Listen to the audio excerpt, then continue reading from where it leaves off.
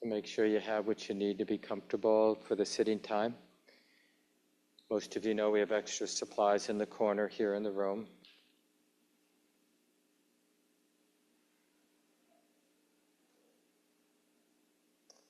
And we're cultivating that sense of sitting right in the middle of our life now. Like we're coming home to the experience of embodiment, but not the idea of embodiment, but how it actually is right now. Feeling the body sitting,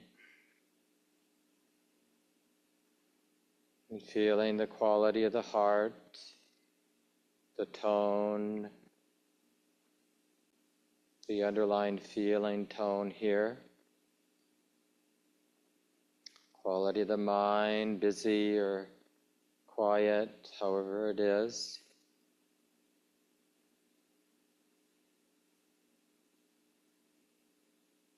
And in these first moments of our formal sitting times,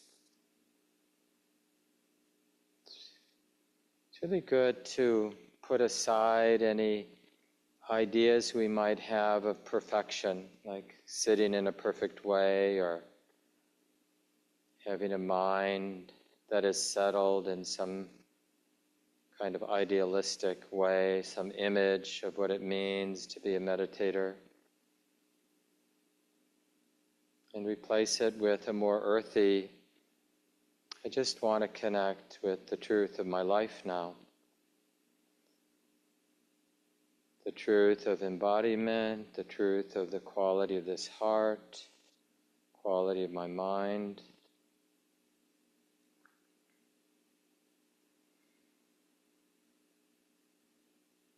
I value connecting, feeling what's here to feel now.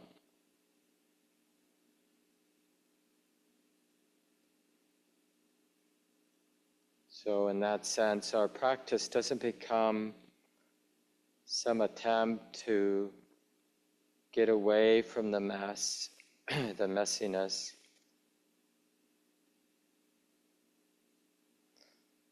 It's really beautiful and worthy of appreciation in our meditation practice is our ability to be open and real and relaxed and clear with the conditions of the body and the mind as they are. And even the conditions of this space, the room, the world we're in. It's not that we prefer it this way, it just is this way right now. And can this be okay that it is this way right now?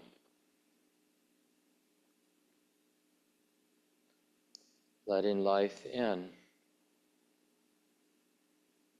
allowing,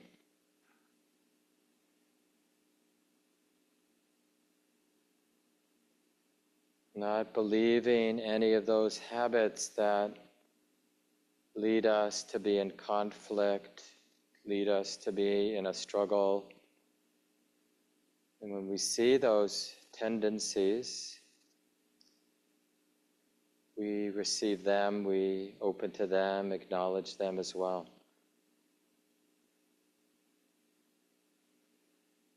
Knowing that simple truth that it's like this now. This is how it is. In the body, in the heart, in the mind.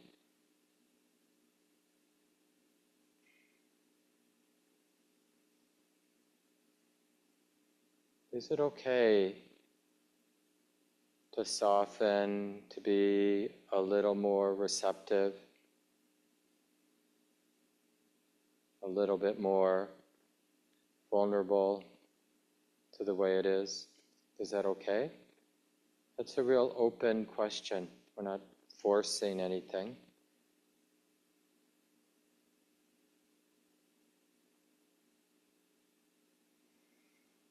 And you might sense a real relief in not needing the moment to be different.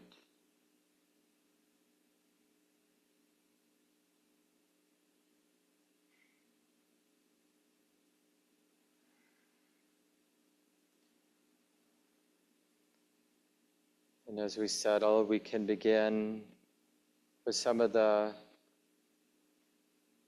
helpful trainings like opening, receiving that ordinary experience of breathing in and breathing out. Just that physicality of the breath coming in and the breath going out. And in a way, we're just learning how to be kind, learning how to be attentive in this way of not forgetting. So when we train with a meditation object like the breathing process, we're just learning how to bring this kind attention, this kind and continuous attention to this ordinary process of breathing in and breathing out. So in a way, we're learning how to be close, learning how to connect, learning how to sustain this kind presence, learning the kind of healing that can happen when we have that continuity of presence.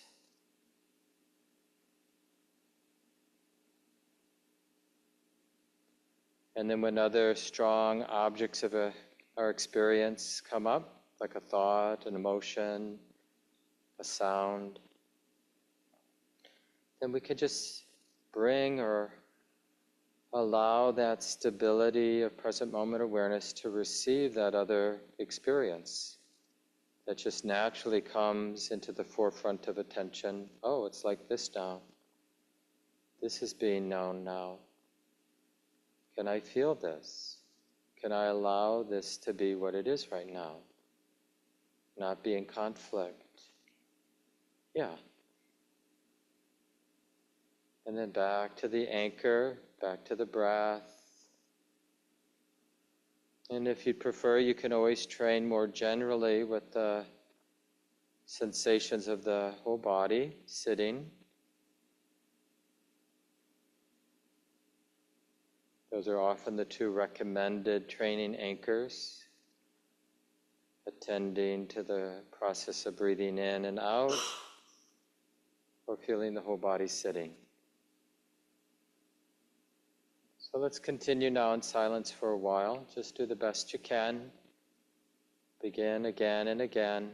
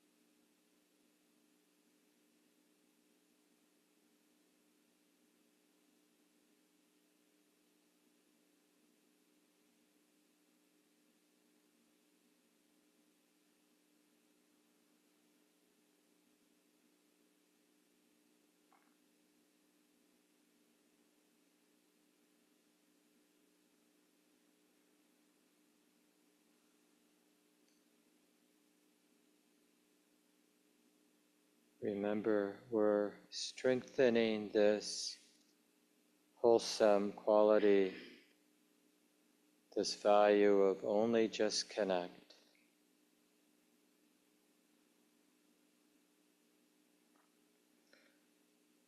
It's not so much about trying to make something happen or trying to get somewhere in our practice.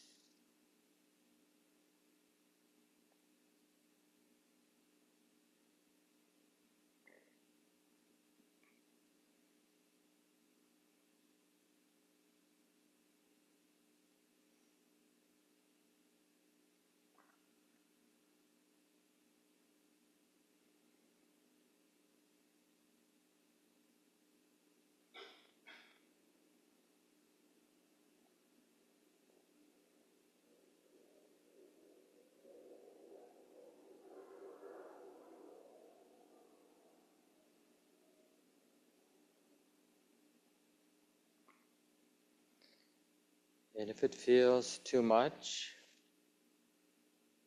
the heart's unwilling to just connect, to open, to allow, then simply ask, well, what is it that's here and now in my experience that I can connect with? So we can use that anchor of the next breath coming in or the next breath going out, or we can use other simple experiences like hearing, opening to the ambient sounds in the room, or feeling the whole body sitting. And in that way we can rediscover this kind, patient, generous way of connecting with the reality of the present moment or some aspect of the present moment.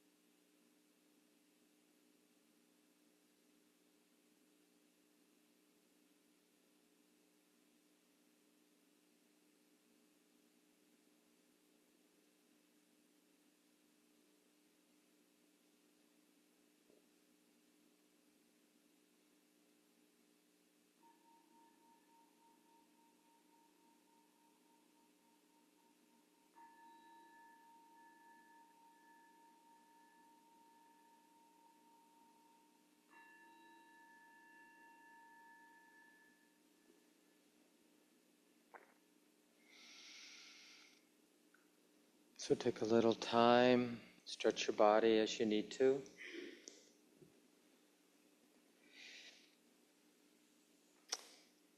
Good to see everybody here. You probably, or maybe some of you noticed Shelley's in the other room. Shelley's back in town, which is great, but the Be Queer Now community is having an important meeting, so Shelley is joining them for that.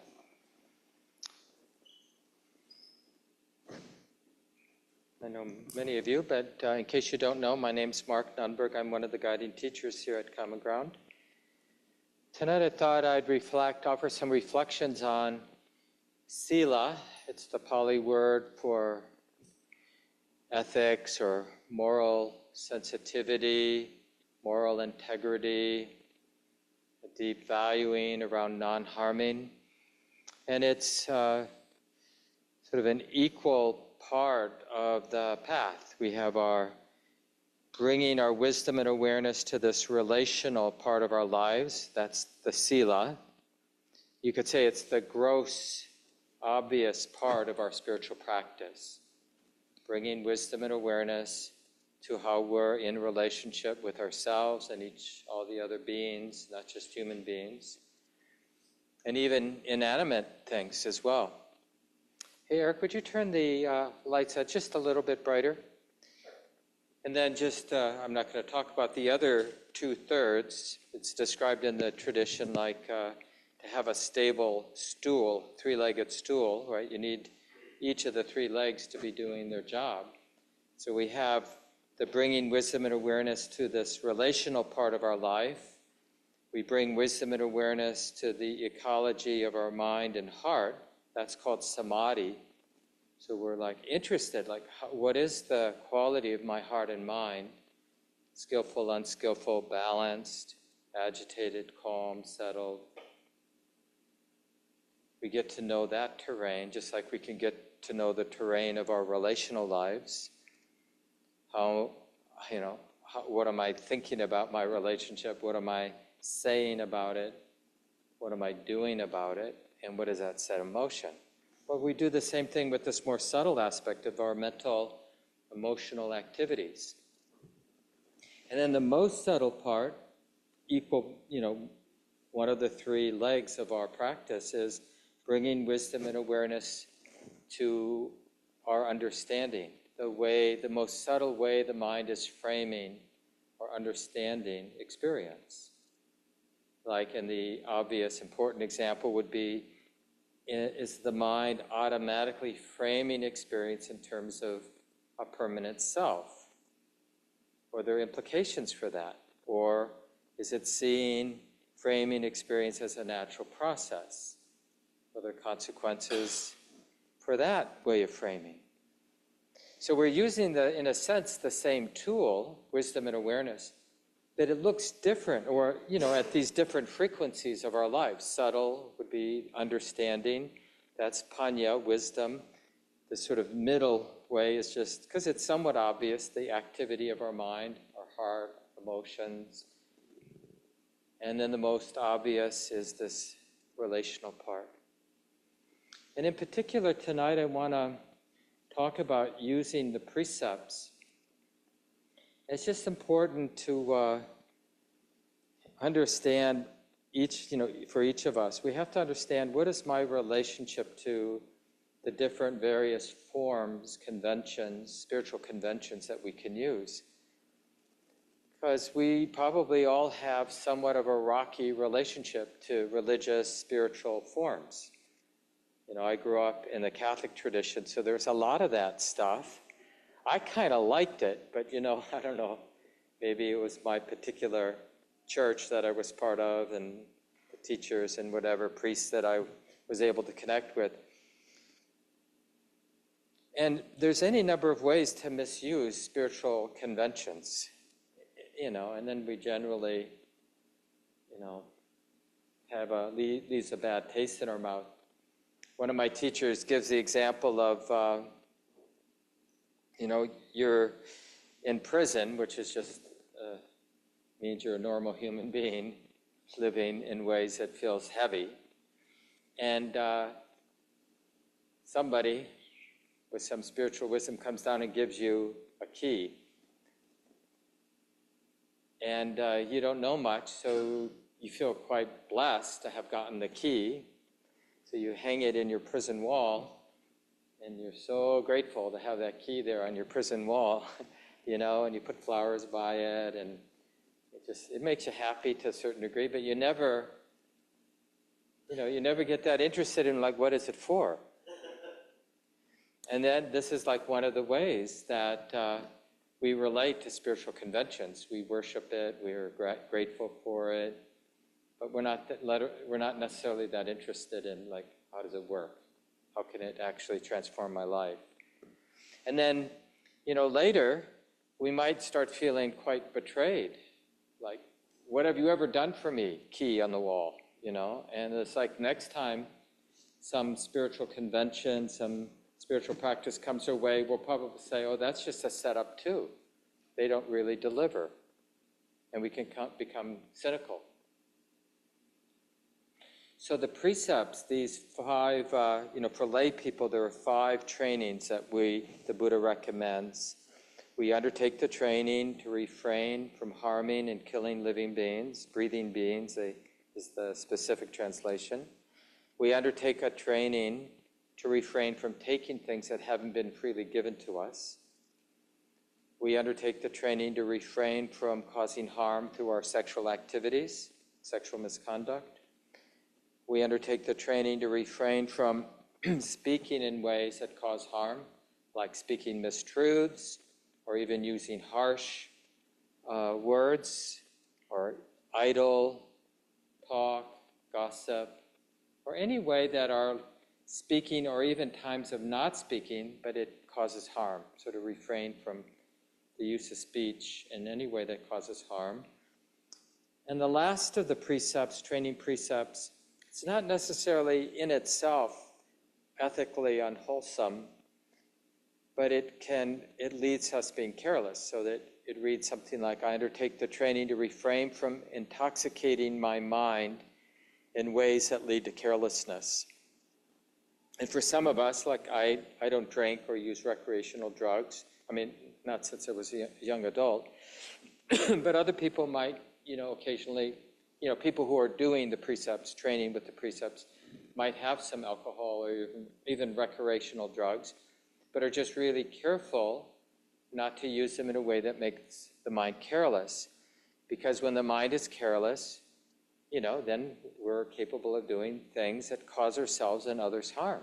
And the whole of all of these 5 trainings, right, the whole foundational value is not wanting to harm, because we're awake enough, we're sensitive enough to know, I don't want to experience harm. I'm presuming others don't want to experience harm. We look around, there's enough suffering, enough harm already. Right? So we undertake the trainings, okay. And it's really the first training, and the other 4, are just those places in life where harm gets caused, taking things that aren't ours, taking more than we need even. Around sexual activities, it's just very easy for harm to happen to ourselves and others. And around speech. And the 5th rather, is, what sets up the causing of harm? Well, when we're not paying attention, and when we intoxicate our minds, it's just harder to be clear and sensitive and read or comprehend what my thoughts, words, and actions might be setting in motion, what kind of harm, right? It takes some discernment when I'm thinking, even when I'm thinking, although that's more subtle, but you probably have seen in your own lives that if, like I give often the example of my partner, my spouse of more than 30 years now, if I allow myself to think things about my relationship and about my partner, it's probably going to leak over in how I speak, and even, my body language. So if I let my mind indulge in thoughts, then it's not going to end there, is it? There'll probably be words that I'm speaking and actions that I'm acting out that are related to those thoughts that I allowed the mind to indulge in. So in Buddhist terms, we say there's karma. There are consequences, natural consequences to actions done with intention. Actions include thoughts, words we speak, and things we do, deeds we do with our bodies. It all matters. And so this is considered, in a way, the beginning of spiritual wisdom, when we realize our thoughts, words, and actions matter. There are skillful thoughts, skillful words, skillful actions, and unskillful and mixed, right? And that's just how it is. And in a way, what we're waking up to is like, we live in this environment, this realm, where our thoughts, words, and actions matter. So what does freedom, real freedom, feel like, look like, given this truth that our thoughts, words, and actions matter? And this is the whole spiritual area training. 1/3 of our spiritual life is getting very interested in this relational part of our lives. And in a way, it's the place where it's like the impact is greatest. For example, I sometimes give the example of, if someone were to ask us sincerely, like, how can I experience more happiness in my life? Somebody with a lot of practice, a lot of understanding would probably say, get interested in your ethical conduct. Get interested in how you relate to non-harming. Really cultivate that sensitivity and that valuing of non-harming. And live in accordance with that deeper and deeper valuing of non-harming. And you will become happier and happier. And this is something we can actually check out. We don't have to believe in it. Believing in it would be like putting that key on the prison wall and worshiping the key, worshiping the idea that non-harming is good.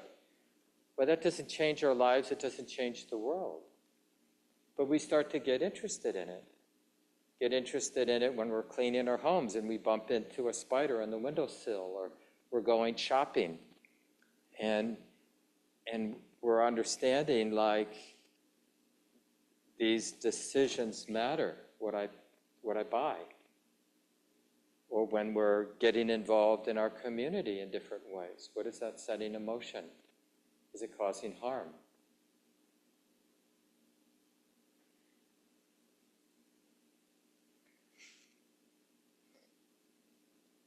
One of the things you can do, I appreciate this when we put together our precept, our refuge and precept recitation that we do periodically here at the center.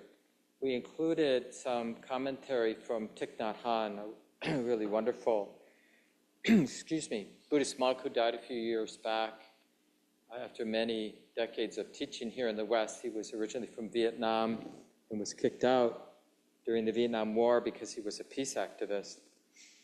But he wrote his own reflection after each of those 5 precepts that I mentioned. So after the first one, which in a way is the main one, that the others are just reflecting on, in particular areas of our lives. His reflection is, aware of the suffering caused by the destruction of life, I'm committed to cultivating compassion and learning ways to protect the lives of all beings. I'm determined not to kill, not to let others kill, and not to condone any act of killing in the world, in my thinking, and in my way of life. This is the first of the 5 mindfulness trainings. I vow to study it, to study and to practice it. And the reason I think these kinds of, and we basically have to do the same thing for each of the 5 precepts. Like undertaking the training not to take what hasn't been given to us. It's like we have to live that, and we use that resolve to illuminate all the different places in our lives. What does that mean, not to take what hasn't been freely given to me? And it's not something to think through, it's really something we're cultivating this moral sensitivity. And it's not cognitive, although thinking can support it, but we're really, when I take things, when I have that sense of owning a possession, owning another shirt, or owning another this or that, like we're morally sensing the quality in our heart and mind. Is it greed? Am I taking more than I need? Because there's always ripples. When I have this, somebody else doesn't have it. Or when I have these things, then I have less resources to share in other ways.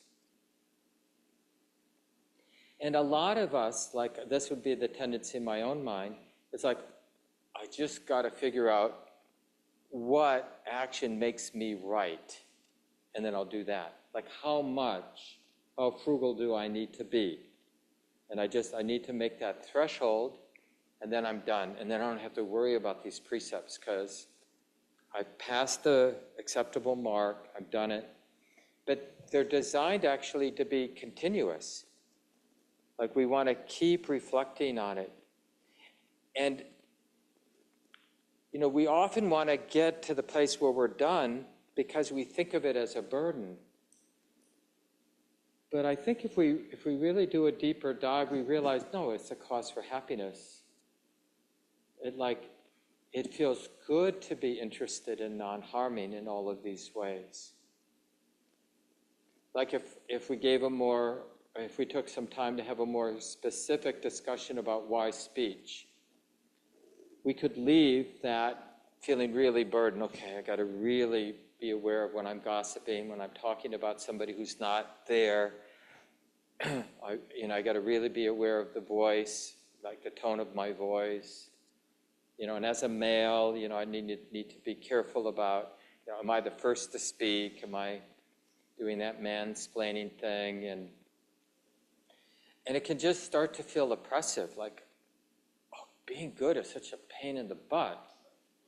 And maybe I'll just, be bad or something like that. So how can this training in sila really go from wanting to avoid making mistakes that have painful reverberations in my heart and in the lives of those around me, which, that is sort of the beginning part of this practice, is like we've really set in motion suffering for ourselves and others. We've gotten burnt. And we don't want to do it. I was, even in the sit tonight, something from, when was that? Early 80s, 1980s. So that's a long time ago. I forget. It's like 40 plus years ago. But I was just like a little haunted from a questionable activity or action I did with another person.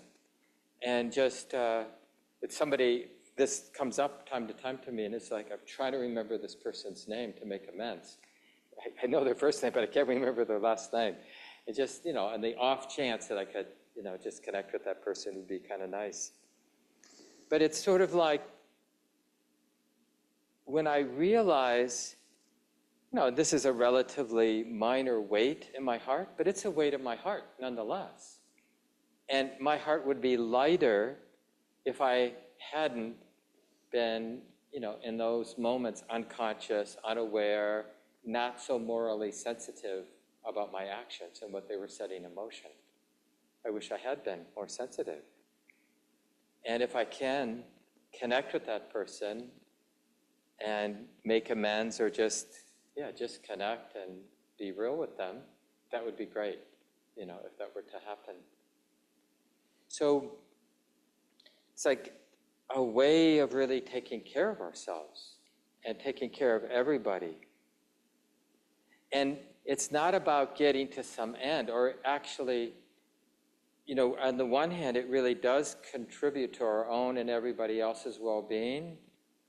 But we don't want to set this bar that until, like, I can't be happy until the whole world is healed.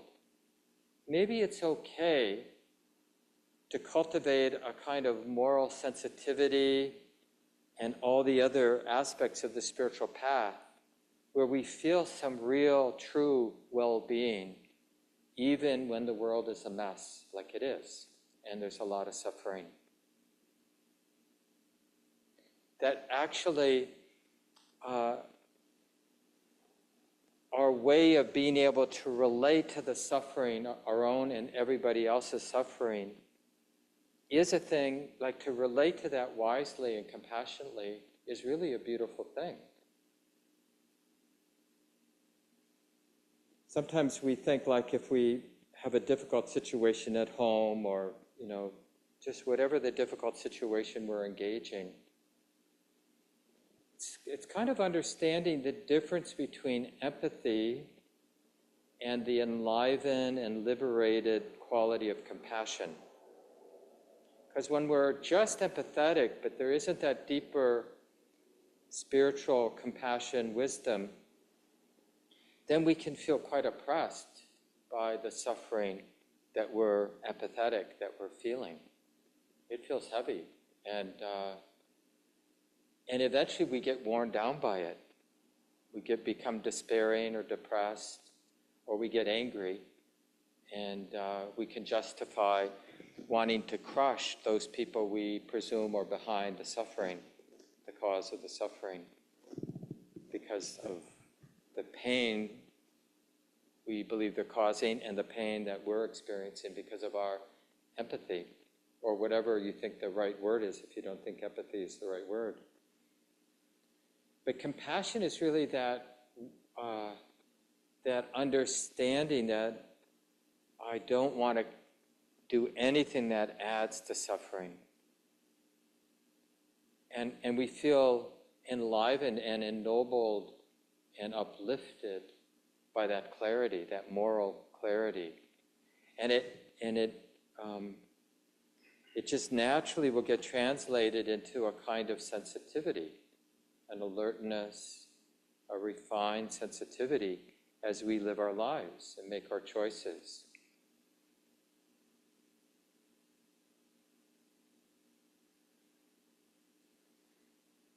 So imagine that kind of confidence. I mentioned earlier, if someone were to ask you, sincerely, how can I become a happier human being? Imagine, like, from your own experience, your own development of this part of spiritual life, this moral sensitivity around non-harming. And like to be able to say with confidence, I can feel the value of that. I can feel the happiness that comes from that. The bliss of blamelessness, the happiness of non-remorse. In the tradition, it's described as a beautiful scent that can go against the wind. So the wind's blowing this way, but, if Patrice, over there, some of you know Patrice, one of our teachers, if we sense someone's moral integrity, it's like we sense it when we're around that person. Their sensitivity to non-harming, and that it's like something that's really beautiful. And if we're not oblivious and not, distracted, we sense that. It's like people have a kind of magnetism, like we want to be around them. We trust them. And there's that sense, like the gift of non-fear. We don't fear that person because we sense that their way of being and around their thoughts and words and actions, it's really arises out of this value of not wanting to harm themselves or others. And it doesn't even mean that they're perfect. It just means that's a resonant value, dominant value in the mind around non-harming. But we will have to transition from this initial phase where what's really building that commitment to non-harming initially is that hiri ottappa. Some of you might know that Pali phrase, that wholesome regret and wholesome concern. And this is the distillation from all the so-called mistakes in the past. In English, we might call it our conscience. And it's like, oh yeah, been there, done that, and that didn't work out so well for me or others. And so we have that regret, like a big monument right in the middle of our heart. Honey, that was a mistake. That caused harm. And the concern is, like, when I'm in that vicinity of something similar happening, that wholesome concern is saying, hey, you recognize this kind of situation? This is like, that's why we got that big monument in your heart, honey. You could do something like that again here in this situation. Please be careful, because you don't want to set in motion harm. And the Buddha calls these two forces of wholesome regret and wholesome concern, hiri ottappa, the guardians of the world. It's sort of what keeps us from, because we have our animal nature. And one famous Thai monk, asks the question, like, what keeps us from being like dogs in heat? I saw this so clearly. I wasn't around dogs when I was a kid. And here, of course, in the West, a lot of the dogs are, they're not going through that experience. But when I was practicing in Burma for 5 months, the Dharma hall was just all screened in, about 20 foot height of the walls, but all screened, big space, much bigger than this room. And then they'd have platforms around the outside of the room, and that's where people would sit, in the middle of the room where people would do walking meditation practice. So basically you're sitting there, and the screen is right next to you, and the dogs in heat were 2 feet, 3 feet away. I'm not kidding. And I don't know about their biology, whether they go through, if it's every month or a couple times a year. But anyway, it was happening when I was on retreat, for sure. And the suffering and just, living beings, these dogs, overwhelmed by their genetic conditioning, doing what they're genetically inclined to do, and, just fighting tooth and nail and to fornicate with the female, and just the whole thing was just heartbreaking to see it, playing out day after day for I don't know how many days. It seemed like a long time, more than a couple weeks.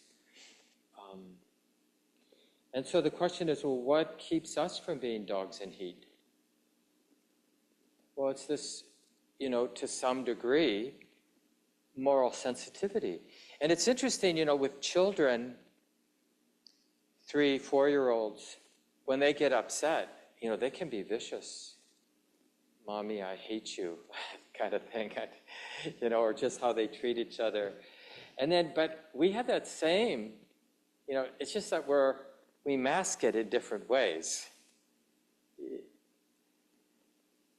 And it's just like what spiritual practice, and we need the other 2 legs to do this work. We need the samadhi and the wisdom. And that the wisdom really gives us the necessary equanimity, and the samadhi lets us get really close. And this first part is we have to really feel into the damage and the results of hate and fear and greed and lust and distraction and denial, until we're kind of building that force of hiri-ottappa, that wholesome regret and wholesome concern, so they really become our guardians. But that's not where the moral sensitivity ends. That's the beginning, and it's like, I don't want to suffer, and I don't want other people to suffer. But as we develop it more and more, it becomes a thing of beauty. It's sort of like, it goes from the fear of making a mistake to the appreciation of that purity, like the trusting of our heart. And it's not just that other people can appreciate somebody who has a lot of moral integrity. We can appreciate our own moral integrity, and should. Some of you maybe have heard Joseph Goldstein tells a funny story about a time he was practicing in Burma with one of his teachers, Sayadaw U Pandita, and he was on a long retreat, and he was going through some weeks where not much was happening in his practice, and he was getting a little discouraged, and his teacher told him, Sayadaw U Pandita, a very fierce Dharma teacher, Buddhist monk, told him, well, you should reflect on your sila, on your ethical sensitivity, morality. And of course, from our normal perspective, we think, oh, you want me to think about all the bad stuff I've done? Or how I've always fallen short of what I should be doing? But no, that's not what he meant.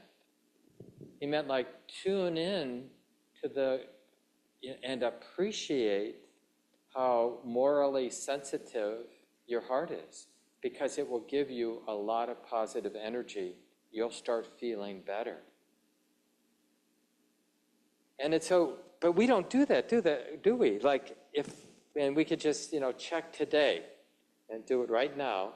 As you look today at some interaction you had at a grocery store, at somebody at work, or your partner, or somebody you live with, or even an interaction with one of your pets, whatever it might be, a child that you're, a parent of. And instead of going to the interactions that develop wholesome regret and wholesome concern, the mistakes, so-called mistakes, like all the places we didn't make a mistake. And really let that land. Like, what does that feel like? How we navigated that.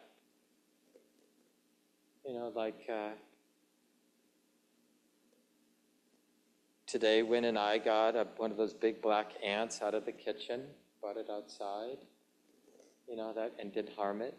That felt nice. And we got a nice meal together for some friends for lunch today. And we got along getting that meal together. And that felt nice, just that dance of preparing food together. Keeping my mansplaining in check. Yeah, it's just, and to really start to, because that's a much more efficient way for us to develop this third of our spiritual life, is to really appreciate how beautiful it is, how uplifting it is. And it's basically, we're noticing that our heart is giving the gift of non-fear. It's like, you don't need to be afraid of me, because with practice in my life, I've developed these internal mechanism, the sense when I'm going to think things that aren't helpful to be thinking, and say things that aren't helpful to say, and do things that aren't helpful to do, right? And we sense that, like, oh, this person is full of care. They're aware of what they're thinking, what they're going to say or are saying, and what they're doing. And they're aware in the sense that wisdom and awareness, the wisdom piece is the mind is actually in real time comprehending the skillfulness or unskillfulness of what I'm thinking, saying, and doing, or what I'm about to think or say or do, or what I just thought or said or did, right? Because that's what somebody who's practicing well, that's what their mind is doing. It is always discerning the skillfulness or unskillfulness. Or another way of saying that, the mind is always discerning what's getting set in motion. What kind of seeds did I just plant? Am I planting right now? Am I about to plant? And are those seeds going to be an oak tree or poison ivy? Is it going to be something helpful or unhelpful? And we never imagine we have perfect clarity. But that discerning, right, it's an ongoing thing. We care. I want to know, is this helpful or not? I mean, even as I'm giving a Dharma talk, it's easy, there's a lot of energy sometimes, and it's easy to get sort of caught in the energy a little bit and to be swept away, like use humor in ways that just isn't helpful. Or anyway, there's any number of ways to get off, to indulge in making things more personal than they need to be, or whatever, you just like to hear your own voice. So there's any number of ways when you're in a teaching mode for it to kind of get off. And, the more we do something, the more we're able to have that discernment in real time. Where, I feel like, oh, I could say this, and then, oh no, but don't say that. Don't go there with the talk. And it's just that how moral sensitivity happens. I'm sure you noticed this. People were nodding, because this happens in all kinds of, like with your partners especially. I could do this little jab to my partner, but even as I'm feeling the impulse, it's sort of like, oh, that's not who I am, or that's not what I value, or that's not what I want to set in motion. So we just feel the impulse without acting on the impulse. And that is, in a way, that is very earthy liberation, not to have to act out all of our impulses. Because, like I said, we have our animal legacy, which is, the simplistic way of thinking about it is just all the force of that conditioning to put survival and the survival of what I consider to be mine at the top, at the heap. Even if it means, causing harm, that's what I'll do.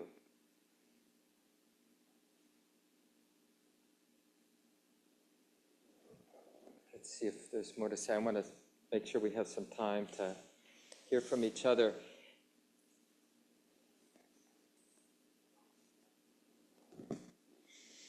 Yeah, maybe I'll just mention that, it's very easy for guilt to arise and shame to arise in this whole area because we will and are going, we have and we will make mistakes in the sense of causing ourselves and causing others harm.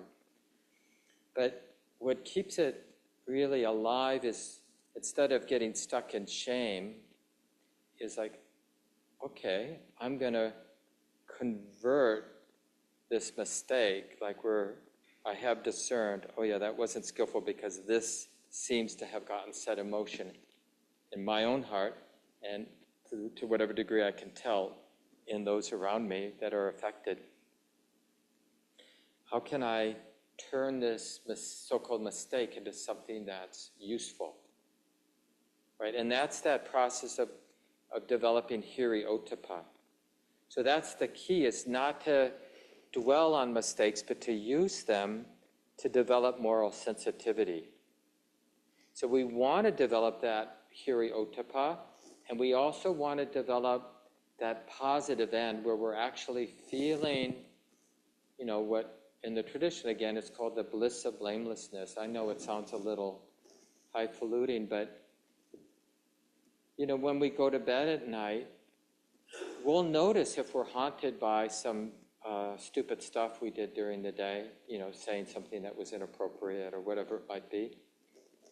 But we tend not to clearly acknowledge when we're not haunted by having made a mistake. Wouldn't that be a good skill to have? Like, oh, look at that.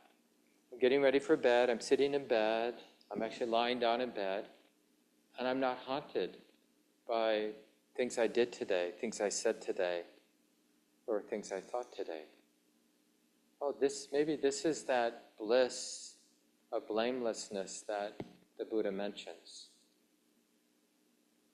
And the Buddha, for these sorts of wholesome pleasures, the Buddha would advise us to let it in, to let it spread, to let it have its effect on the mind stream, to really let it in. Oh, this feels good.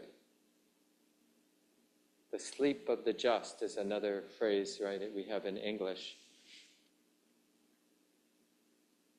Not haunted by mistakes. And to sort of talk to herself like, we make mistakes. And I'm not going to be afraid of the mistakes. I'm going to do something about this mistake. Joanna Macy, some of you know Joanna Macy, maybe wonderful, both Buddhist scholar and teacher and longtime activist. And did she die, Patrice? Is she still alive? She's still alive, yeah. Yeah, and active. And her latest book is, one of her latest books at least, is Active Hope, which is quite a good book, I think. But anyway, a long time ago when she was really spending a lot of time with her activism around nuclear power, and she had this idea, around the plutonium, and what do you do with the waste that these nuclear power plants develop? And, of course, the basic idea is you find some part of the earth where the underground, anyway, it's really stable, right? There won't be a lot of earthquakes. And you drill a deep, deep hole, and you put it there, and you forget about it. She says, we shouldn't do that. What we should do is we should build really beautiful monuments to this mistake of using a process that creates this toxin that's going to last for, several 100,000 years, I think. And we should develop a sort of a group of priestesses and priests or whatever that will just create a religion about not forgetting our mistake. So we never have to make it again. And it's kind of a nice example of like what we're doing internally when we make mistakes. Oh yeah, let me really understand that mistake. Really understand, like, what were the supporting causes for me having that skewed perspective that allowed me to say that thing or do that thing. I don't want to be ashamed of it, because that's why wisdom is important. Wisdom gives us that equanimity that we at least in the beginning stages, we realized whatever that was a natural process. That big mistake I made, that was a natural process. Given everything that was set in motion, it couldn't have been other. There was no way to not have made that mistake, given all that was there, all the ignorance that was there, all of the force of emotion and stress and whatever the other contributing factors were. So I want to study it so there's nothing missed, there's nothing not seen, right? And that really develops that capacity to have that wholesome concern, so we know when we're in the similar supporting causes are around in our mind and in our environment. And we know, oh, okay, so I won't be deluded in the way I was before, because I'm recognizing the natural process that's getting constructed here. And that's the game changer. You know, when we see ourselves in that balanced way, when we see ourselves getting triggered, is it even right to say that we're getting triggered? Do you know what I mean? Have you seen that, like in places in your life where you're getting triggered, but the knowing that I'm getting triggered is like undermines the trigger?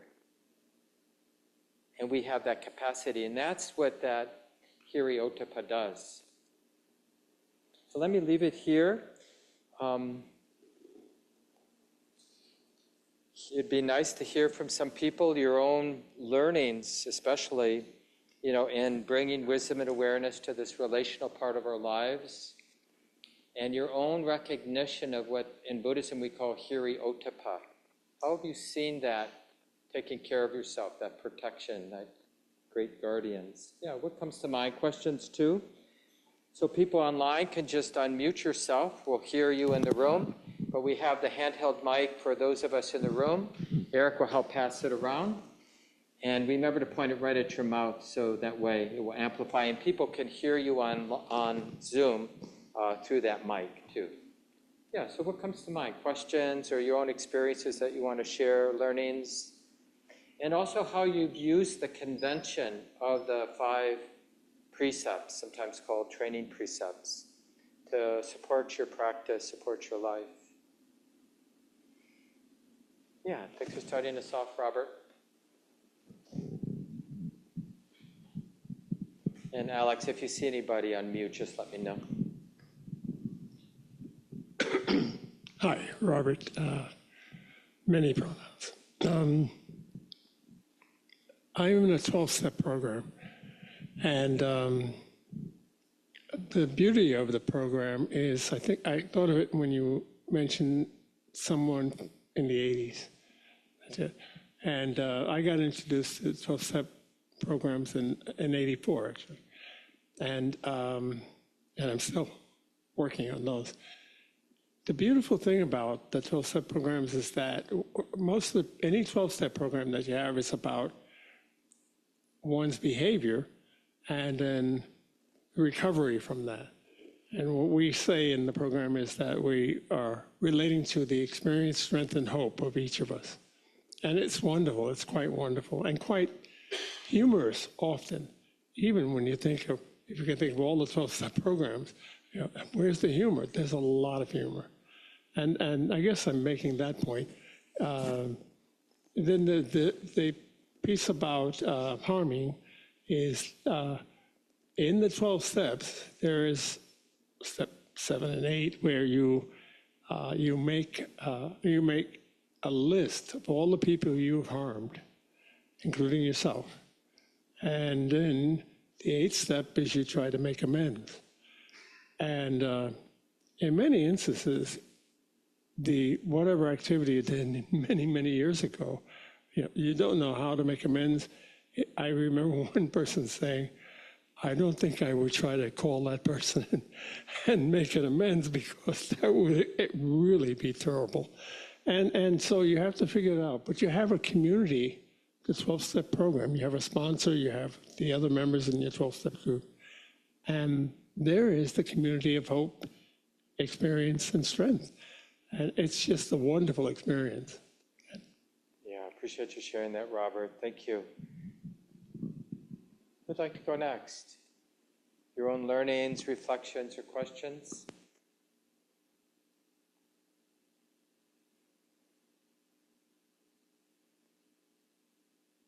Any examples of people remembering moments where you've really appreciated your moral sensitivity, felt like a real strength, a source of good energy in your life, protective, good energy in your life?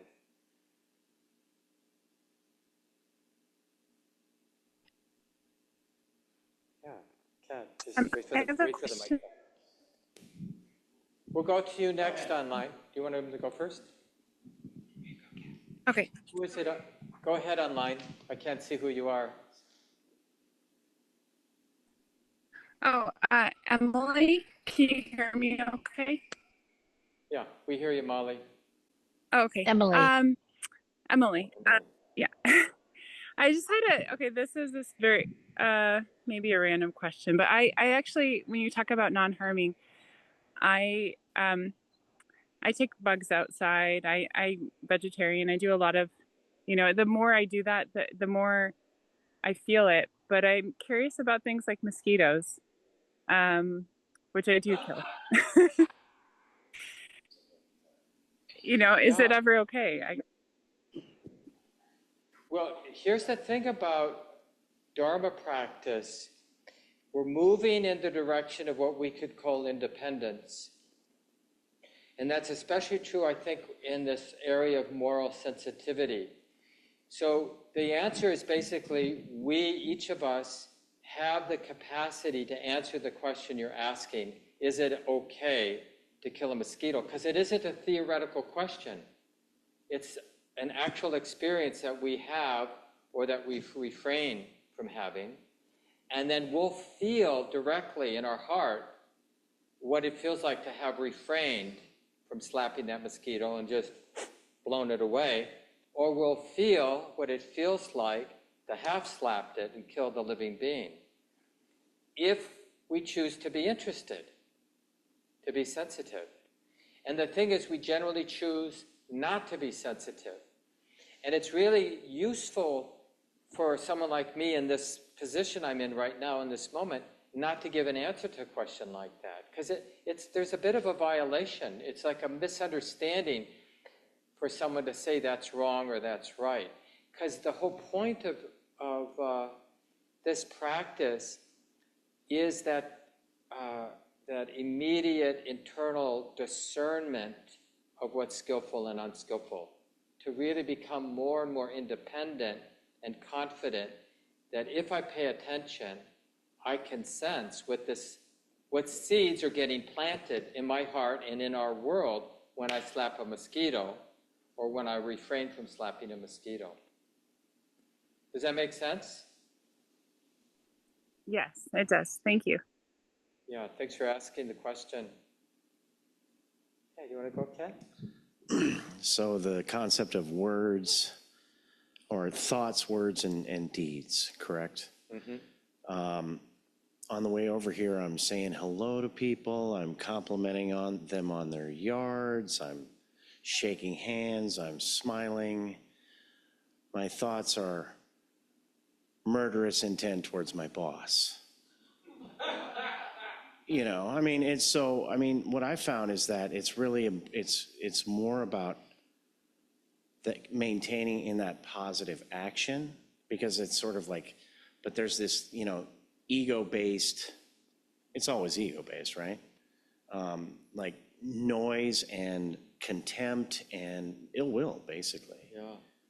That really I try to act my way out of, or distract, or, it's like, hey, this isn't really comfortable right now, but can I perform another action that maybe stirs another thought? Yeah, that sounds really wise. And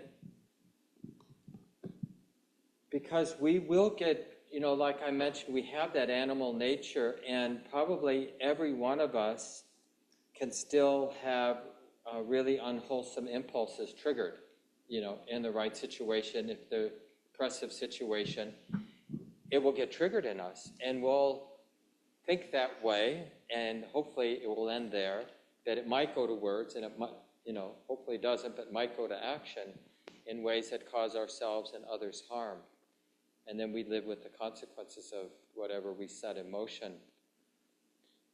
So we want to have that humility that I am capable of being triggered.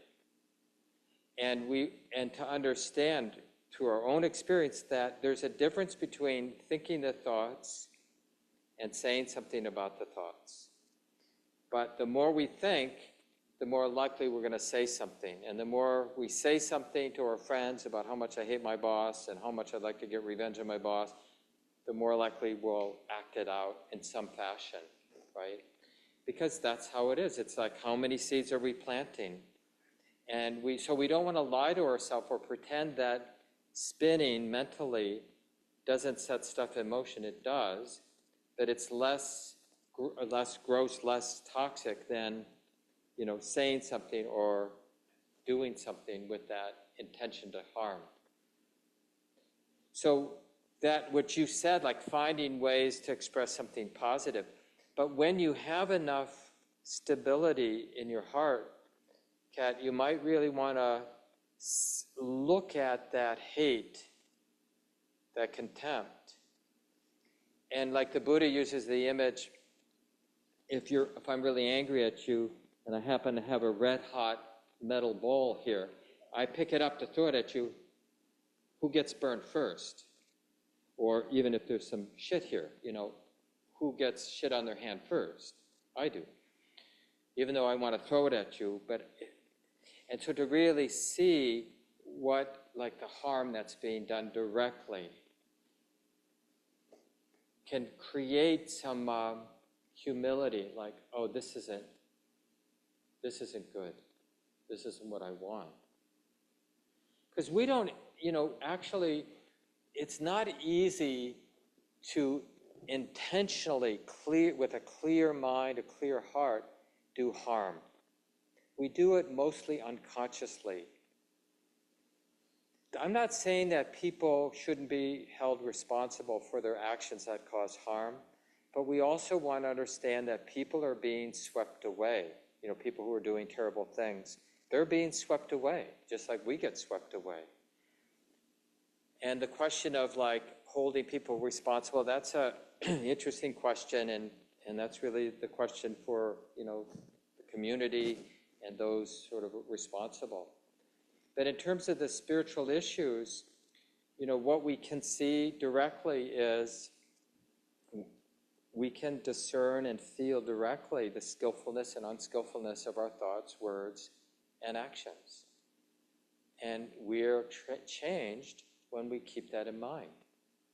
And you could just, like Kat, can notice like the positive interactions you had, like notice that that's positive and notice what that sets in motion, and notice, like you sound like you did, how it can modify the contempt and the hate you have for the boss. Because when you're actually being friendly to another person, can that contempt be in your mind at the same time you're actually being friendly? It sort of pushes it out, right? They don't really coincide in the mind at the same time. So it is a strategy the Buddha talks about. He uses the image of taking a solid wood peg and using it to push out the rotten peg. So when you direct your mind towards positive interactions, then at least temporarily that contempt, that anger, that wanting to do something about that, it goes away for a while because the mind is engaged with something positive. It's 9 o'clock. We should probably leave it here. Eric, do you want to do some announcements for the group? Yes. On Saturday, June 7th, that's this Saturday, from 7 to 8:30 p.m., guest teacher talk with Annie Nugent. On Saturday, June 14th, from 1 to 5, half-day retreat with Mark Nunberg. On July 2nd, guest teacher talk with Taware Sala from 7:30 to 9 p.m. And on Saturday, July 5th, half-day retreat with Shelley Graff. And out at the retreat center, there'll be a work practice period with Corey Clemenson, Friday, June 13th at 4:30, Thursday, June 19th at 12 p.m., and you can attend for part or all of that period. Register for retreats, courses, and workshops at commongroundmeditation.org/calendar. Great. Thanks, Eric, for your help tonight. And if I could just get a hand putting these chairs over here on the right back up against the wall, that would be great. Thank you very much. Yeah. And thanks to Alex, our tech volunteer, for the Zoom. Thanks for coming, everyone. Have a good week.